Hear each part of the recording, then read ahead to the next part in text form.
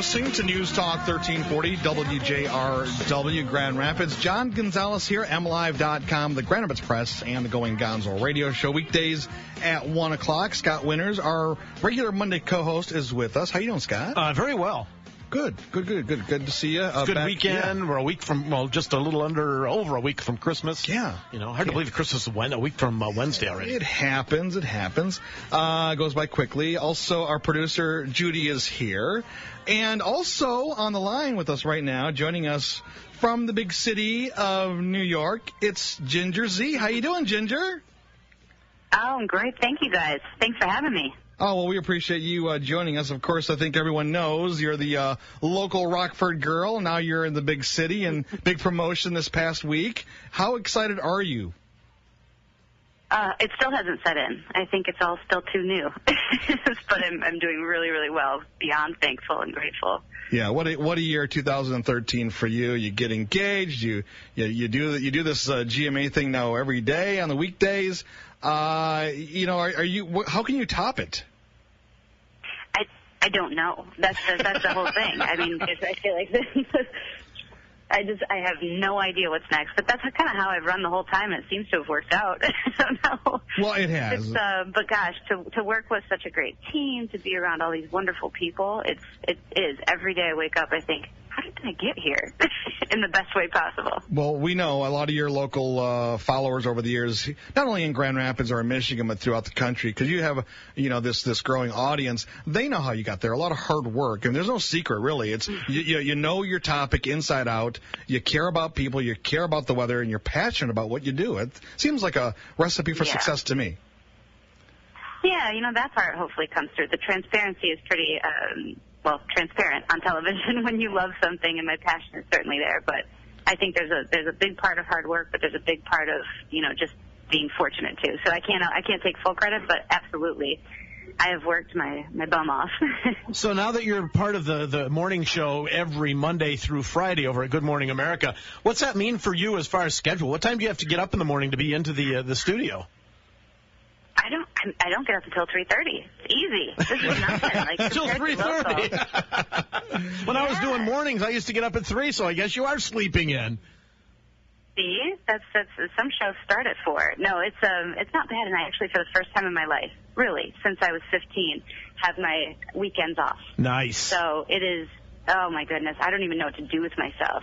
Like, do I get up and make pancakes, or do I have tacos, or what is it? What do you do at a regular hour in the morning? Well, I know you've got your dog that is a big part of your life. If your dog is anything like my dogs, they don't realize it's the weekend, so they still want to get up at 3 o'clock in the morning. That and my body clock doesn't really let me. I told my fiance the other morning. He said, "You just were staring at me," and then I just automatically said, "I can't sleep." He said it was so creepy.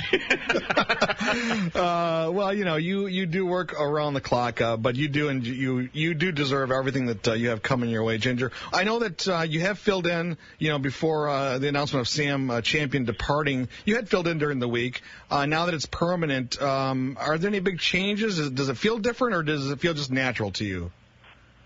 I think it's pretty natural. I'll still be doing a lot of traveling. I'll still go into any and every storm I possibly can. So it's all kind of the same. The only big difference is it is every day, and there's a lot more that we can do in the studio.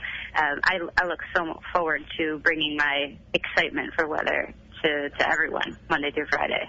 And you also get to play along with the celebrities there. This morning, Scott and I both saw you hamming it up with Kevin Hart with your ugly sweater.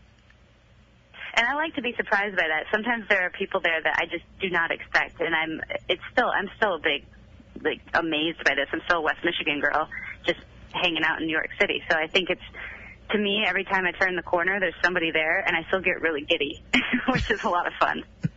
I know that you were good friends on the weekend, with Biana and the whole crew there. Do you get to see them much anymore? Will you see them a lot? I mean, your schedule's so different that you don't see them a lot or often? It's going to be a lot different. Obviously, I've got a whole new crew and great folks that I'm sitting at a desk with now that I'm going to get to know even better. But I'm going to miss them like crazy, and anytime they fill in, it's going to feel like home. So, but as I've developed these friendships with these people, that's the thing about here. You're so close every single day that you're either forced to or you want to be friends. And in our case, we wanted to be, which is pretty beautiful. Now, are you going to get a chance to come back to Michigan for the holidays, or because you've got a new position now, are you kind of stuck in New York for the holidays? I am in New York for the holidays, but I'm hoping to right after come home because my stepfather had surgery recently, and it's that time of year you just start to kind of yearn for wanting to just a little taste of mom and dad, sure. You know, and that would be nice when I finally get to do it. So, and bring my fiance back and show him West Michigan in all of its snowy glory. Speaking of your fiance, I know that a wedding is planned for next year. My wife was asking me because we were driving through the Petoskey area last weekend, and she said, I wonder if Ginger is trying to plan everything from New York, and how does she keep in touch with everyone? I almost tweeted you a photo from Petoskey, you know? Yeah, no, it is. I've never done it, obviously, and so doing it from there, like the people have been wonderful, and I've got a friend here who is a style everything, and he's been helping pretty much put it together. I don't know that I could. If I tried to plan this, it would be like just bringing my own plates and being like, "Hello, everyone, would you like a pig in a blanket?" You know, it would be really, really bad. So. He is a planner of everything, and without him, I just think we'd have no wedding. So thankfully, I've got help. Ginger, when you were growing up, did you know that you wanted to have the job that you have now? I mean, how early in your life did your interest in weather kind of take a hold? Definitely third grade. That's when I really started watching over Lake Michigan, loving the storms, and then it just developed from there. But I didn't think I'd be here. Mm-hmm. I just knew I liked science a lot.